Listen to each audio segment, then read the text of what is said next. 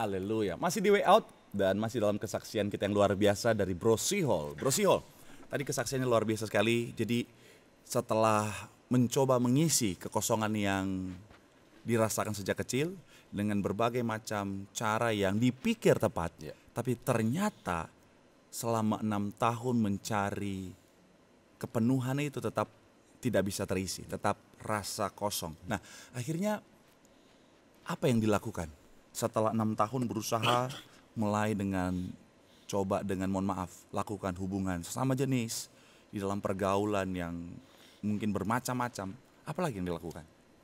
Ya pornografi, game gitu kan. Terus sama ya coba inilah bersenang-senang sama teman-teman aja gitu kan. Apa hangout sama teman-teman. Gitu. Tapi ya tadi hasilnya selalu sama. Ketika itu semua selesai, kita balik ke rumah. Perasaan itu masih ada. Kosongnya. Sampai suatu ketika tuh saya lagi main game.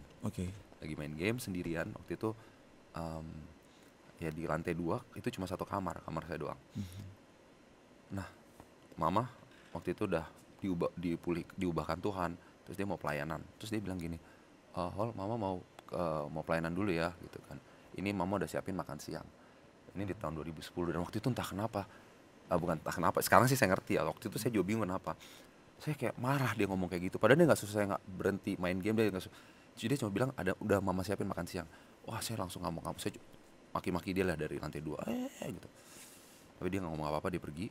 Nah setelah selesai itu semua, entah kenapa di hati ini kayak ada yang kenapa kayak gitu kok kan dia nggak bikin sesuatu yang jahat.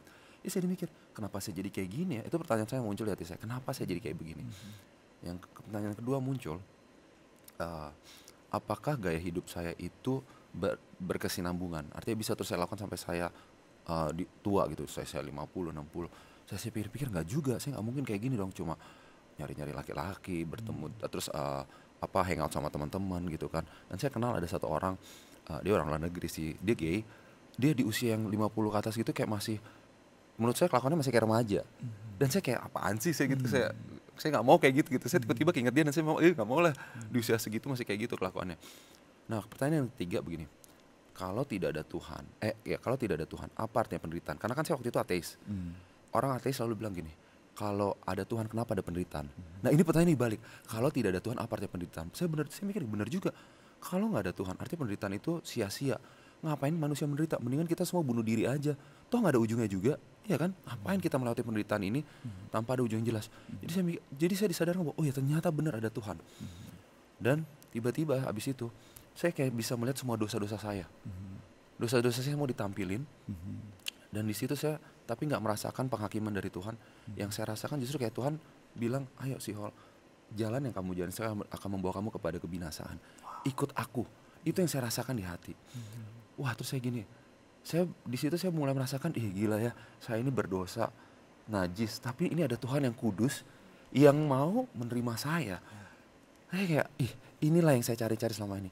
Cuman waktu itu juga saya sadar bahwa tapi saya nggak mungkin terus hidup dalam dosa. Nah di situ saya harus buat keputusan dan saya bingung karena ya nggak bisa dipungkiri saya menikmati dosa saya gitu kan ya. Ya dosa kalau nggak nikmat siapa yang mau, iya kan? Di situ saya lagi mikir-mikir, menimbang-nimbang nih, ikut Tuhan pro konnya apa gitu kan ya. Waktu itu saya merasa aduh kayak ikut Tuhan bakal bosan banget nih, nggak bisa ini itu, banyak aturan gitu kan. Tapi tiba-tiba saya ada dengar suara yang bilang gini, hanya orang bodoh yang menolak kasih sempurna aku. Saya kaget, orang kan saya sendiri itu kamar 1 2. Saya langsung ini siapa ya? Terserah di orang mau ngomong apa, mungkin saya gila atau apa, tapi itu yang saya alamin. Dan waktu saya dengar suara itu, saya langsung bilang, Tuhan, saya nggak mau jadi orang bodoh. Karena salah satu dulu kebanggaan saya orangnya pintar, saya cepat belajar. Saya nggak mau jadi orang bodoh, saya bilang, Tuhan, saya mau kasih karuniamu. Pemahaman saya cuma satu, Tuhan itu baik. Kalau dia baik, dia akan bawa saya ke tempat yang baik. Saya nggak ngerti waktu itu artinya apa. Udah pokoknya terserah Tuhan. Jadi waktu itu doa saya cuma sederhana, jadikan aku seperti yang kau mau di dalam nama Yesus. Tapi sebelum saya bilang dalam nama Yesus, saya bilang, tapi kalau boleh saya ingin tetap gay. Masih tawar-nawar ya? Tapi dalam nama Yesus amin. Tapi setelah saya bilang amin, kayak di sini ada sesuatu terbuka dan bilang, enggak, saya bukan gay, itu bukan identitas saya. Nah dari situlah perjalanannya. Oke. Nah ini satu perubahan yang begitu menarik untuk kita bahas. Tapi sedikit, ada banyak orang di luar sana, mereka berpikir bahwa mereka tercipta seperti itu, mereka dilahirkan seperti itu. Dari perspektif seorang Sihol apa? Iya sih, maksudnya saya juga merasakan hal yang sama. Jadi saya ngerti banget. Tapi setelah pengalaman ini, setelah saya baca Alkitab dan nggak juga bahkan setelah saya baca banyak artikel-artikel tentang hal ini, sebenarnya nggak ada sih secara ilmiah juga belum ada ditemukan gen G yang memang bahwa kita ini adalah sesuatu yang ditentukan dari gen kita. Belum ada sih penemuan hal tersebut gitu. Tapi secara Alkitab sebenarnya jelas memang bahwa setiap kita ini ada dosanya, cuma manifestasinya beda-beda aja dan mungkin tergantung lingkungan kita juga gitu. Saya rasa lingkungan itu pengaruhnya sangat besar. Jadi saya rasa kalau dibilang trial seperti ini enggak juga sih. Karena Tuhan tidak pernah menciptakan kita salah. Iya. Kita diciptakan sempurna, serupa segambar seperti Allah. Iya. Tapi iblis berusaha untuk apa? Merusak gambar diri kita. Betul. Dengan merusak pola pikir kita. Dan Iya. puji Tuhan akhirnya Bro Sihol cara berpikirnya jadi berubah. Dan akhirnya setelah itu kembali Iya. memberi diri untuk hidup baru. Dan akhirnya apa yang dilakukan? Ya, akhirnya saya mulai terpanggil kalau saya pribadi ya. Saya waktu terpanggil untuk mulai pelayanan. Mulai pelayanan? Iya. Oke. Di Mulai. mana? Waktu itu awalnya saya mulai dengan penginjilan. Penginjilan, Ya, wow. di jalan. Oke. Jadi turun ke jalan, Turun ke ketemu jalan, orang. ngomong Oke. tentang Yesus. Oke, akhirnya Akhirnya terus lama-lama saya melakukan banyak pelayanan, rumah sakit, penjara segala macam saya jalanin. Karena saya pengen tahu Tuhan sebenarnya saya ini yang mana nih? Karena kan nggak mungkin ya semua pelayanan kita lakuin. sendirian. Eh, ya ada teman-teman dong, ada teman-teman pasti kan, ada Oke. rekan-rekan. Untungnya saya terkoneksi dengan beberapa orang, jadi saya bisa saya mau ikut dong, saya mau ikut ini, saya mau ikut sini gitu kan. Oke. Nah terus seiring dengan perjalanan waktu, akhirnya Tuhan kayak saya makin ternyata saya di sini di lingkungan di LGBT. Akhirnya saya melihat, saya makin yakin bahwa saya memang panggilannya di pelayanan untuk orang-orang yang bergumul di LGBT. Karena pernah punya pengalaman salah jalan di tempat itu, Iya. jadi akhirnya jadi tahu bagaimana cara menghadapi, bagaimana cara untuk mengarahkan teman-teman yang Iya. masih Dan mereka dalam nggak bisa jalan bilang salah. kayak gini. Iya. Kadang-kadang orang-orang yang dari lingkungan itu semua, kamu kan nggak tahu, kalian kan nggak tahu apa yang kami rasakan. Ya, iya. Ya kan, itu kan jadi alasan mereka yang buat bilang kayak gitu kan. Misalnya kayak ada pendeta yang ngomong kayak gitu, pendeta ini mana tahu apa yang kita alami. Kalau sama saya mereka nggak bisa bilang kayak gitu. Saya tahu. Saya tahu banget kok. Dan akhirnya melayani, Ya. akhirnya artinya di gereja kah atau dalam komunitas atau apa? Ya, kami akhirnya saya saya dipertemukan dengan beberapa orang dan kami membangun suatu komunitas. Oke, apa namanya tuh? Namanya Transform Life Community atau kami singkat TLC. Oke. Jadi kami menolong orang-orang yang bergumul dan ketertarikan sama jenis untuk tetap hidup menurut dengan firman Tuhan. Jadi ini spesifik untuk menolong mereka yang sementara terjerat dalam dosa LGBT. Betul. Untuk mereka kembali ke jalan yang benar. Ya. Oke. Dan namanya apa tadi? Transform Life Community Disingkat, TLC. ada Instagramnya? Ada Oke. ya, @indo_TLC. Ya, karena memang gini ya, nggak bisa dipungkiri itu sangat-sangat dibutuhkan hari-hari ini karena seringkali ada banyak orang yang akhirnya merasa tertolak. Ya. Baik bahkan kadang-kadang ada oknum-oknum gereja seperti tidak menerima mereka. Nah, di TLC sendiri terbuka untuk semuanya, untuk menolong mereka. Dan apa yang dilakukan di sana? Iya, jadi salah satu yang paling penting itu di pelayanan kami adalah keterbukaan benar. Jadi di komunitas ini mereka bebas untuk menyampaikan apapun yang mereka alami. Kalau di gereja mungkin enggak. Iya. Makanya kami kasih mereka wadah, tempat yang aman untuk mereka bercerita tentang apapun. Itu sih yang paling utama. Dan kita ada pendekatan secara komunal, secara kelompok dan juga secara pribadi. Jadi kita ada komselnya, kita ada PD-nya dan kita juga ada mentoring kami sebutnya. Mentoring di mana akan ada mentor-mentor yang di-assign untuk memfollow up secara pribadi untuk tahu nih perkembangan kamu gimana, udah sejauh mana. Kamu kalau lagi jatuh, lagi lemah di bagian mana dan kenapa. Jadi kita akan gali faktor-faktor akar-akarnya untuk dibereskan. Wow. Dan sekarang udah berjalan berapa lama? Ya, puji Tuhan kami baru merayakan ulang tahun yang ke-6. Ya, gitu. Jadi 6 tahun. Udah 6 tahun. Lumayan. Anggotanya udah berapa banyak itu? Ya, sekarang yang aktif itu udah 100 lebih dari seluruh Indonesia. Ada juga yang di luar Indonesia, tapi semua orang Indonesia. Wow. Jadi dari orang yang sempat salah jalan, sekarang dipakai Tuhan dengan luar biasa untuk menolong orang-orang yang sementara salah jalan. Dan anggotanya udah ratusan orang. Oke. Nah, bagaimana rasanya dari orang yang pernah salah jalan, sekarang menjadi orang yang menjadi berkat, yang menolong orang yang salah jalan?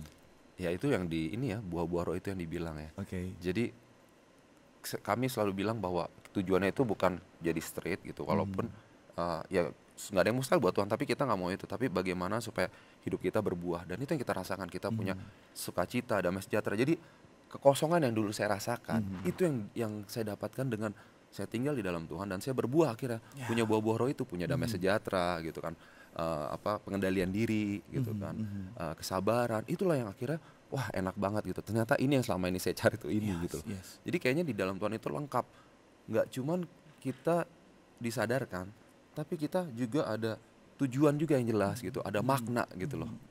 Jadi Bro Sihol ini menolong mereka langsung kepada intinya. Betul. Karena seringkali ada banyak orang memperbaiki hanya covernya saja. Iya. Di dalamnya yang paling inti tidak diperbaiki. Akhirnya balik lagi dan balik lagi. Iya. Tetapi karena Bro Sihol pernah ada di posisi itu, tahu bahwa apa sih Inti masalahnya? permasalahannya. Yes, yaitu kekosongan. Iya. Jadi ketika kekosongan itu diisi dengan yang benar, pribadi yang benar, yaitu Tuhan, Iya. perubahan itu terjadi. Iya. Mereka kan jadi kayak istilah gini, kalau kita lapar, Mhm. ya kita kan pasti cari makan tuh, wajar lah. Yes. Orang lapar masa nggak cari makan. Yes. Tapi pertanyaannya kita nyari makannya di mana? Nah itu yang sering kali yang orang nggak tahu. Dan apa yang kita makan? Dan apa yang kita makan? Kita makan yang nggak sehat, Yes. gitu kan? Atau minum gitu kan? Kita tahu bahwa air hidup itu cuma Kristus. Wow. Iya kan, kalau kita nggak minum dari Kristus, ya udah kita akan selalu haus. Cari aja terus yang lain gitu kan, air yang lain, air comberan apa kita minum gitu kan. Akhirnya malah menyakitkan. Malah ya? menyakitkan gitu Oke. kan. Nah, selama 6 tahun menolong ratusan orang, apa tantangannya? Tantangannya satu, ya nggak, saya ngerti sih, beberapa gereja mungkin masih skeptis, masih ragu-ragu dengan komunitas ini, karena katanya ini orang-orang gini dikumpulin nggak jadi ini nih gitu kan. Ya itu salah satunya sih untuk mengubah persepsi gereja tentang hal-hal seperti ini. Itu sih salah satu tantangannya. Kalau tantangan yang lain, mungkin kalau dari segi karena gini, melayani orang itu pasti nggak gampang. Ya. Orang ini macam-macam. Ya. Kadang-kadang kita yang kita udah berdoa, kita ada ini, aduh itu menggemaskan sekali gitu kan. Oke, Ya itu, oke. ya itu sih itu sih tantangannya. Dan mohon maaf, bagi banyak orang kan ada yang berpikir begini, ini mungkin bisa dikonfirmasi Bro Sihol ya. Orang-orang yang mohon maaf, yang ada dalam kondisi LGBT, biasanya lebih sensitif daripada mereka yang tidak, betul tidak? Betul banget. Saya sendiri juga dulu kayak gitu. Oke. Sensi banget, lebih sensi dari kulit bayi gitu.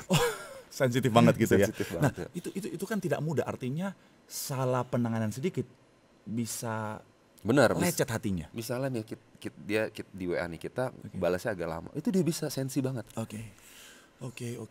Jadi memang harus sangat super hati-hati. Iya. Sebenarnya nggak, akhirnya gini, kami hati-hatinya begini.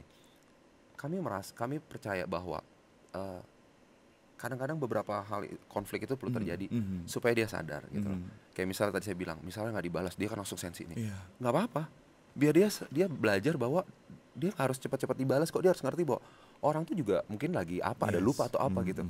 Jadi nggak juga kita jadi harus sangat berhati-hati kayak memperlakukan anak baik gitu. Ya. Dan akhirnya dengan metode yang sudah teruji itu sudah banyak yang berhasil. Ya. Puji Tuhan ya. Nah, jika ada pemirsa Way Out yang mungkin dalam kondisi yang sama seperti orang-orang yang dilayani oleh Brother Sihol dan mereka menyaksikan acara kita, apa yang Brother Sihol mau sampaikan buat mereka?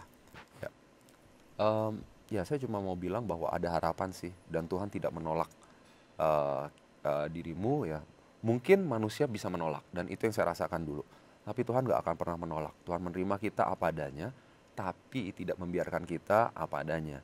Dia akan mengubahkan kita semakin seperti Kristus. Dan apalagi sekarang udah ada komunitas Transform Life Community, di mana teman-teman bisa datang ya untuk bisa mengenal Tuhan apa adanya gitu loh. Gak ada lagi yang kalian perlu sembunyikan. Jadi jangan takut, ada harapan, ayo sama-sama bangkit. Luar biasa, kesaksian yang sangat memberkati, kesaksian yang sangat inspiratif sekali. Tentunya doa kita siapapun yang menyaksikan video kita ini, acara kita ini, boleh ngalamin perubahan, Amin. ngalamin pemulihan yang luar biasa, sama seperti apa yang sudah dihadapi, yang dialami oleh Brother Sihol. Ya. Terima kasih kesaksiannya, Brother. Ya. Tuhan Yesus memberkati selalu. sama-sama. Haleluya. Haleluya, kesaksian yang luar biasa dari Bro Sihol, di mana kita bisa belajar bahwa ketika kita merasa kosong, pastikan kita mencari Tuhan. Kenapa? Karena dalam hati kita ada bagian yang memang Tuhan ciptakan, yang hanya bisa diisi oleh Tuhan saja. Dan kabar baiknya, ketika yang kita cari adalah Tuhan, maka saat itulah kita akan merasa kepenuhan dan akhirnya pemulihan Tuhan pasti terjadi dalam kehidupan setiap kita. Haleluya, haleluya. Nah, bagi saudara yang rindu untuk membagikan kesaksian, saudara bisa hubungi Instagram kami, Live Channel 91, dan jadilah berkat bagi banyak orang. Demikian acara kita hari ini, sampai jumpa di acara Way Out selanjutnya. Tuhan Yesus memberkati.